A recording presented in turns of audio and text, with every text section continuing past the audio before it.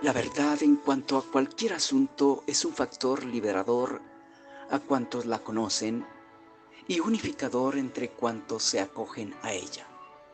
Es por eso que los creyentes que desconocen la verdad en cuanto al señorío de Cristo o han acogido concepciones erradas al respecto, cuando se ven envueltos en situaciones adversas, sufren crisis espantosamente perturbadoras.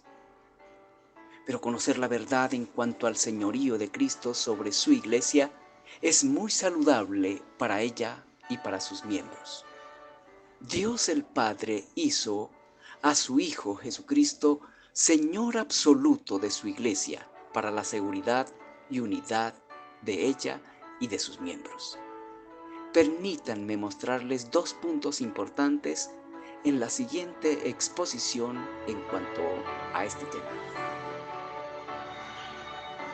Comprender cómo el Señor Jesucristo ejerce su señorío en su iglesia y a favor de ella debe llenar de gozo, de fortaleza y de mucha confianza a cada uno de los miembros de su iglesia. He estado considerando la manera como el Padre Dios ha dado respuesta a la petición de su Hijo Jesucristo, petición que hizo pocas horas antes de su sacrificio. Le rogó que los que creyeran en él por la doctrina de los apóstoles fueran uno con ellos, como ellos son uno habitando en el otro. La forma como el Padre Dios ha dado respuesta a su Hijo ha sido uniendo a quienes creen en Cristo en comunidades locales cimentadas y estructuradas de acuerdo a 7 realidades específicas.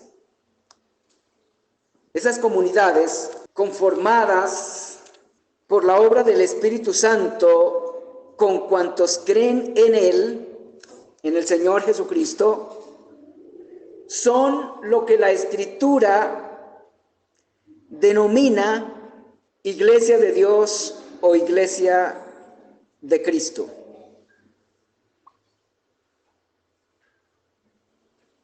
Estas realidades que estoy mencionando son 7 factores cuyo producto es la unidad que caracteriza a quienes creen en el Señor Jesucristo de acuerdo al testimonio dado por los 12 apóstoles, los 12 que Él mismo escogió e instituyó para que fuesen sus testigos oficialmente hasta lo último de la tierra.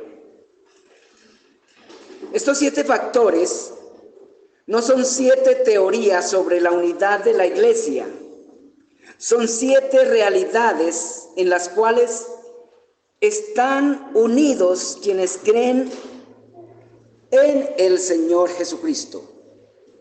Todos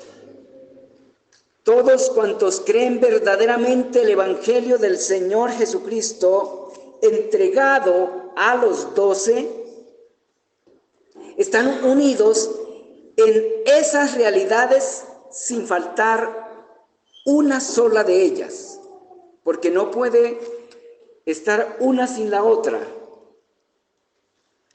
Y les voy a pedir el favor que leamos la escritura que hace referencia a esas realidades para seguir considerándolas y procurar entenderlas de la manera más clara posible y aplicarlas a la vivencia de nuestra fe. Les pido que vayan a Efesios capítulo 4 versículos 1 al 6. Dice: yo pues preso en el Señor, os ruego que andéis como es digno de la vocación con que fuisteis llamados, con toda humildad y mansedumbre, soportándoos con paciencia los unos a los otros en amor, solícitos en guardar la unidad del Espíritu en el vínculo de la paz, un cuerpo, un espíritu, como fuisteis también llamados en una misma esperanza de vuestra vocación, un Señor, una fe, un bautismo, un Dios y Padre de todos, el cual es sobre todos y por todos y en todos. Padre glorioso, estamos aquí necesitados de tu gracia para poder atender a las verdades de tu palabra relacionadas con tu iglesia, la mayor obra de creación que tú has hecho, en la cual nos has involucrado. Y te pedimos, Dios, que abras nuestro entendimiento, que seas tú nuestro maestro en este momento y siempre que abramos tu palabra para leerla, para meditar en ella.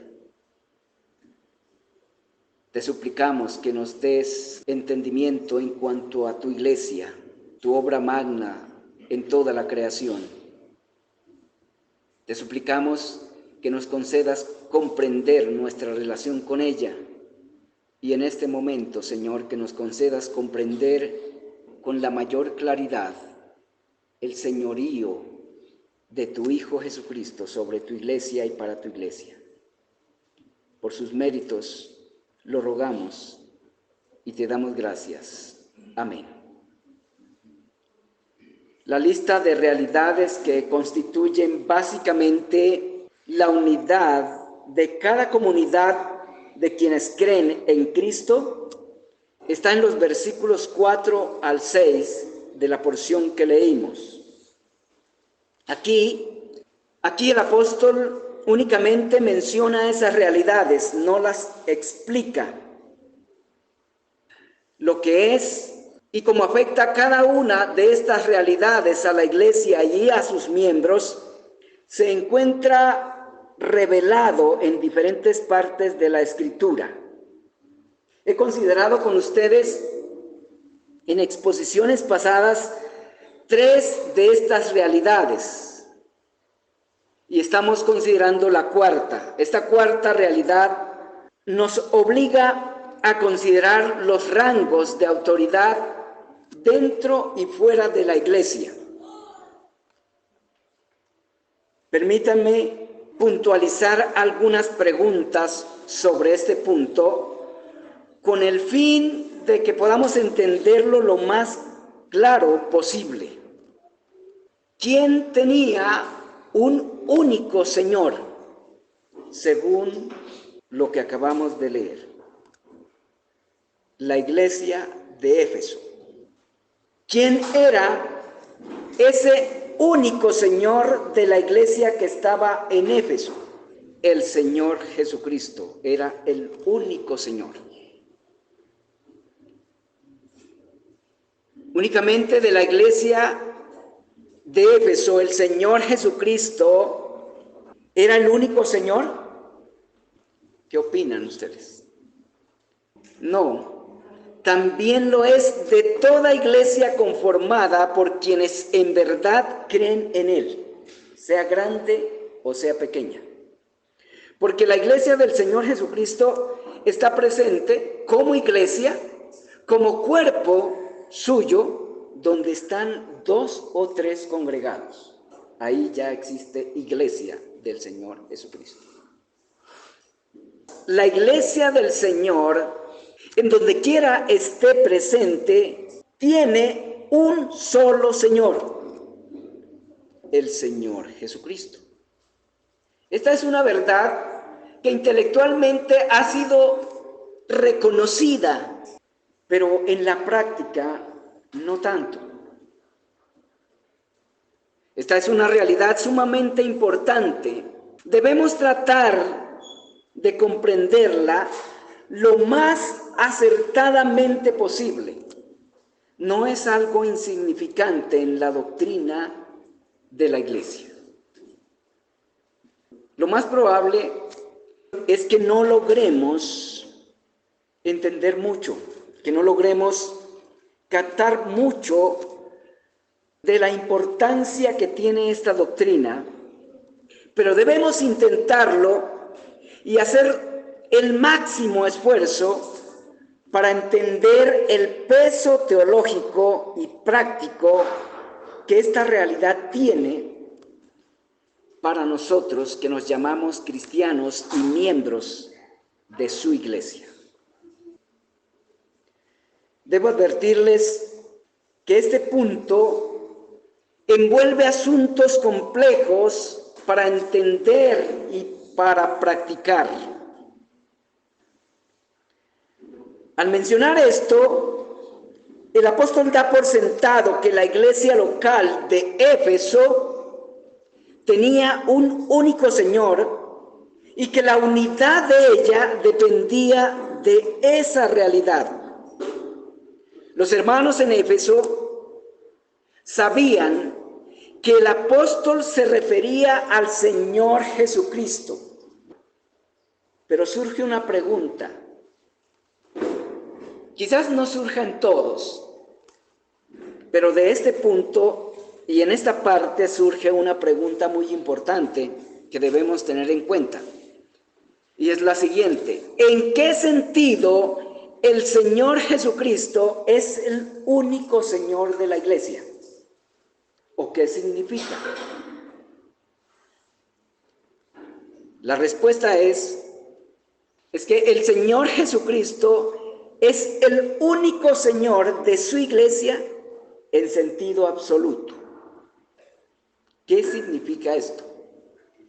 Esto significa que para su iglesia y para cada uno de sus miembros en Éfeso y en cualquier lugar, la única autoridad absoluta sobre su iglesia, donde quiera esté, es el Señor Jesucristo.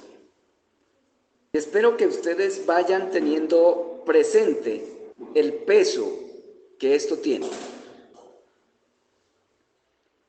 Pero debemos reconocer que esto puede ser mal entendido. Y al ser mal entendido, también puede ser mal asumido en la práctica.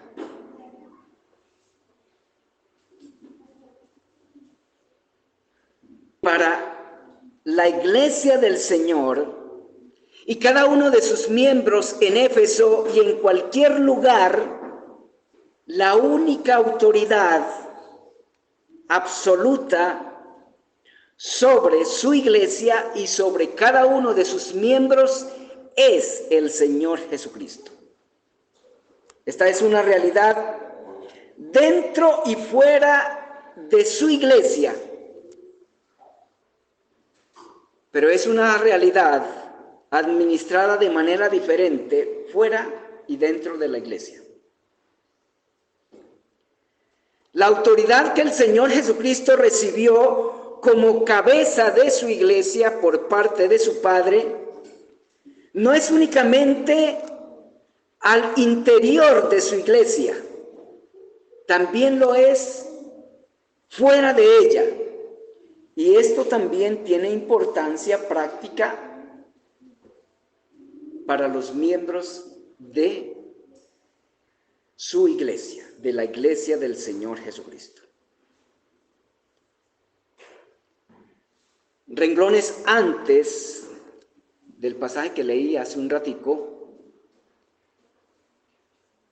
renglones antes el apóstol afirma que el Padre lo resucitó y lo sentó en los lugares celestiales sobre todo principado y autoridad y poder y señorío y sobre todo nombre que se nombra, no solo en este siglo, sino también en el venidero, y sometió todas las cosas bajo sus pies y lo dio por cabeza sobre todas las cosas a la iglesia, la cual es su cuerpo, la plenitud de aquel que todo lo llena en todo. Fue lo que leímos en Efesios capítulo 1, versículos 21 al 23. Y este es el punto central de esta exposición en esta mañana. Lo que el apóstol escribió en esta parte de su carta en cuanto a la autoridad que el Padre Dios le dio al Señor Jesucristo, incluye todo asunto dentro y fuera de la iglesia. dice, todo lo puso bajo sus pies. Cristo es Señor sobre todo principado, autoridad, poder y señorío, y sobre toda eminencia de este siglo, y también es Señor sobre toda eminencia del siglo venidero.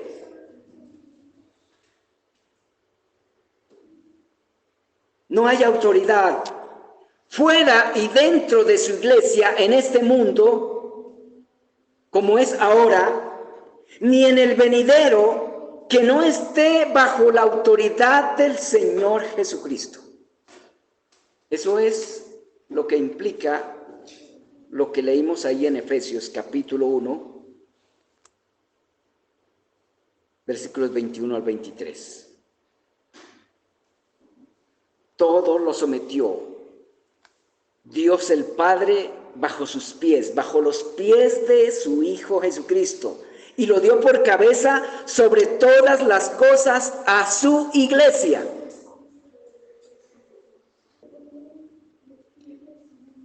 Esta realidad, ¿cuál realidad? De que el Señor Jesucristo es Señor absoluto de los cielos y la tierra, y lo es ahora y en la eternidad. Esta realidad tiene que ver con la iglesia del Señor y con sus miembros de dos maneras. Una tiene que ver con la relación de su iglesia y sus miembros con las demás autoridades existentes fuera y dentro de su iglesia. La otra tiene que ver con la seguridad de su iglesia. Una aplicación de estas realidades es la siguiente.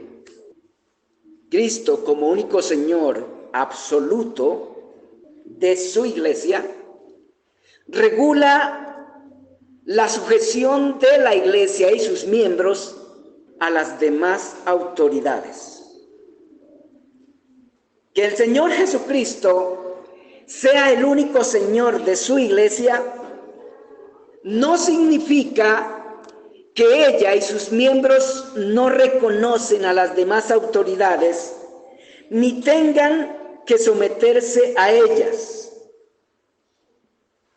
La iglesia del Señor no fomenta ni participa en subversiones contra ninguna autoridad civil ni eclesiástica, porque su Señor no lo hace y tampoco lo manda. La iglesia del Señor y sus miembros reconoce que no hay autoridad sino de parte de Dios, y las que hay han sido establecidas por su Señor, aunque sean autoridades que no corresponden a su simpatía, aunque no sean las de su simpatía. Esa es una gran diferencia que hay entre un ciudadano del reino de Dios y un ciudadano que no es del reino de Dios. Porque los ciudadanos del reino del Señor Jesucristo reconocen la soberanía absoluta del Señor sobre todas las cosas. La iglesia de la cual el Señor Jesucristo es su único Señor absoluto, siempre está dispuesta a obedecer a todas las autoridades dentro y fuera de ella, en todo y únicamente en cuanto es, o sea, conforme a los preceptos de su soberano Señor. La iglesia del Señor Jesucristo no obedece ningún mandato de ninguna autoridad que le ordene algo en contra de alguno de los preceptos de su Señor, pero tampoco promueve motines contra ninguna autoridad por ninguna razón o motivo. El espíritu de subversión No es un espíritu que corresponde al espíritu de la iglesia del Señor y a ninguno de sus miembros. Y en esto tenemos también patrones de discernimiento para conocer cuando una persona está procediendo en el Espíritu de Cristo respecto a las problemáticas que se presentan dentro de la iglesia, pero también las que se presentan fuera de la iglesia en relación con las autoridades que nos gobiernan, las autoridades del Estado. Pero aunque el Señor Jesús no manda a su iglesia ni a sus miembros a levantarse contra ninguna autoridad, ni aprueba esos motines, sí da autoridad a su iglesia y a sus miembros en particular para que denuncien la maldad de cualquier autoridad dentro y fuera de su iglesia. De igual manera, el Señor Jesús da a su iglesia y a sus miembros autoridad para exhortar al arrepentimiento a cualquiera autoridad dentro y fuera de la iglesia. Cualquier miembro puede denunciar dentro de la iglesia la maldad de sus pastores o de sus diáconos y exhortarlos al arrepentimiento. Asimismo, cualquier miembro de la iglesia, sin importar el rango que tenga dentro de ella, puede denunciar la maldad del presidente de la República y exhortarlo al arrepentimiento. No se necesita tener un rango de autoridad ni dentro ni fuera de la iglesia para denunciar la maldad de ningún funcionario, de ningún líder, ni dentro ni fuera de la iglesia. Pero eso es diferente a levantar motines. Nunca encontramos a un hombre de Dios agitando a la población en contra de ninguna autoridad, aunque esté equivocada. Pero sí encontramos a muchos hombres de Dios en las Escrituras denunciando el pecado de sus autoridades y exhortándolos al arrepentimiento. Pero eso no es motín, eso no es subversión. Otra aplicación es que Cristo, como único Señor absoluto de su iglesia, garantiza la seguridad de su iglesia.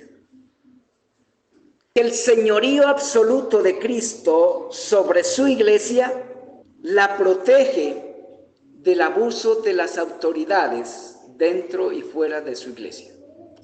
No permite que ninguna autoridad, ni dentro y fuera de su iglesia, se quiera enseñorear de ella y de alguno de sus miembros.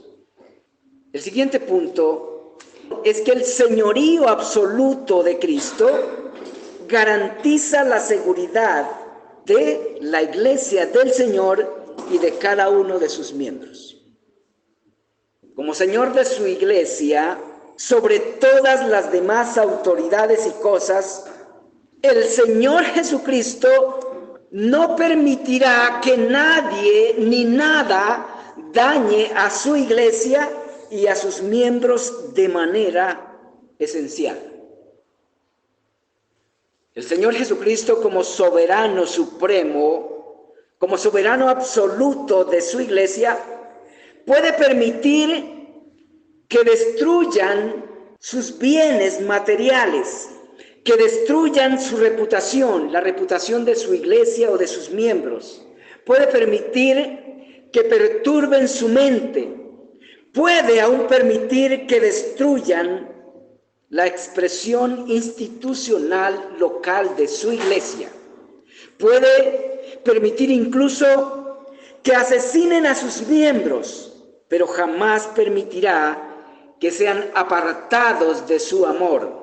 Jamás permitirá que la confianza y la esperanza en Él colapse hasta desaparecer definitivamente. La iglesia del Señor puede ser dispersa por la tiranía de quienes pretenden enseñorearse de ella, pero nunca será destruida. Su unidad puede ser lesionada institucionalmente, pero nunca será rota orgánicamente. Otros señores han procurado cautivarla. En ocasiones, su soberano Señor, el Señor de la Iglesia, la ha entregado a cautiverio por algún periodo y con algún propósito, pero no la ha dejado para siempre en cautiverio, ni la dejará. Los egipcios la esclavizaron, los babilonios la llevaron cautiva, los romanos la han dispersado, pero su Señor no ha dejado que ningún adversario detenga su triunfante marcha contra las huestes del infierno hacia su meta final, ni lo dejará. Hoy ha dejado que su iglesia sea desfigurada institucionalmente por las feroces invasiones de la apostasía. Su identidad, la identidad de la iglesia del Señor, hoy es casi irreconocible porque sus supuestos cuidadores han cambiado sus vestiduras con engaño, pero nunca podrán cambiar su esencia. El Espíritu de su soberano Señor guardará su confianza, su sujeción a su palabra y su esperanza.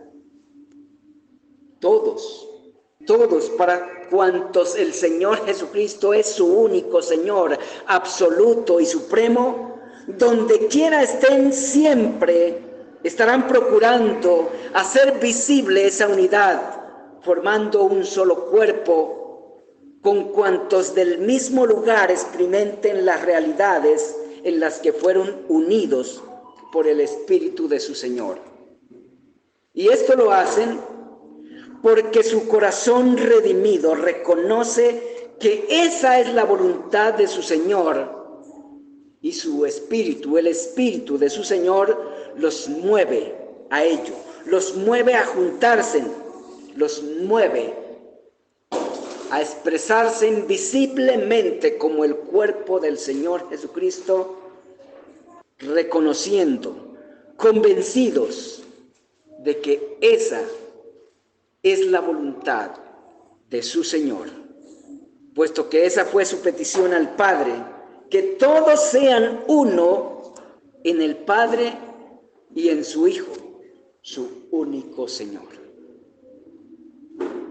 El Padre Dios, en respuesta a la petición de su Hijo, de su amado Hijo, con la silenciosa omnipotencia del Espíritu Santo, hace que los que creen en Él se atraigan entre sí y se junten a los pies de su benevolente y soberano Señor y cuidador de sus almas. Es algo natural que los que creen en el Señor se junten, se busquen para rodear a su Señor y estar dependiendo siempre de su cuidado. El señorío de Cristo es un factor de unidad para su iglesia, porque su señorío es un señorío benevolente, no es un señorío tirano, es un señorío protector, no un señorío abusivo ni aprovechado, es un señorío liberador.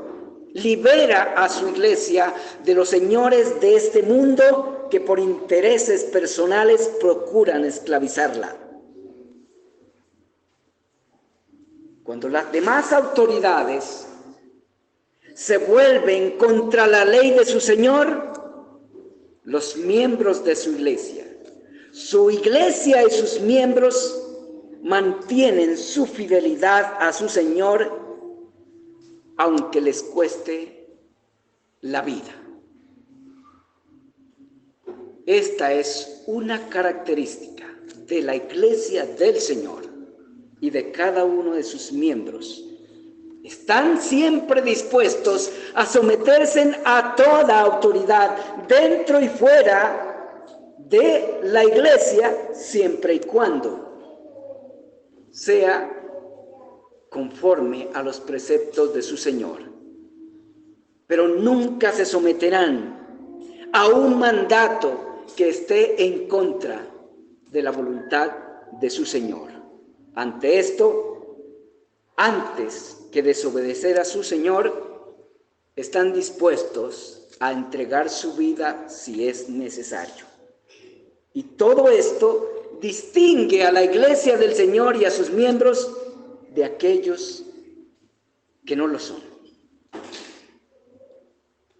El conocimiento del señorío de Cristo en su iglesia y a favor de ella es un factor que indica cuál es la verdadera iglesia del Señor. La iglesia del Señor sigue y acata a los hombres en todo, en cuanto a corresponda a la palabra del Señor, pero se niegan a seguir y a obedecer a cualquier hombre, no importa el rango de autoridad que tenga dentro o fuera de su iglesia, que no esté conforme a la voluntad de su Señor. Y eso es necesario que lo tenga en cuenta cada iglesia de Cristo y cada miembro de la iglesia de Cristo, para no ser cautiva de los caprichos de los hombres, que procuran cautivarla para sacar el mayor provecho personal que puedan, cosa que sucede comúnmente en estos tiempos. Pero no es la iglesia del Señor Jesucristo la que se deja seducir con trivialidades. La iglesia en la cual el Señor Jesucristo es soberano absoluto es una iglesia despierta. Es una iglesia que distingue la voz de su Señor de la que no es la voz de su Señor. Como dijo el Señor Jesucristo, mis ovejas oyen mi voz y me siguen. Pero las que no son de mis ovejas ni oyen mi voz ni me siguen. ¿Nos da seguridad esto? Claro que debe darnos seguridad.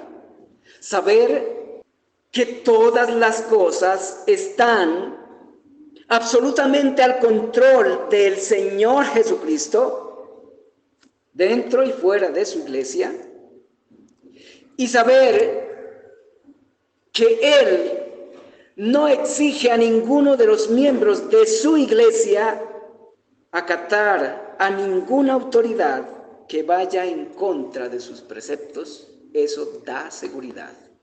Debe dar seguridad a su iglesia y a cada uno de sus miembros. Y además de eso, debe llenarnos de gratitud, que estamos en las manos de un Señor que tiene control absoluto sobre todas las cosas y que jamás dejará que nuestras almas sean dañadas por nada ni por nadie. Porque el precio que pagó es un precio que Él mismo no va a menospreciar. Es el precio de su sangre, el precio de su vida. Y Él no dejará que uno solo de aquellos por quienes derramó su sangre sean engañados y extraviados de la verdad.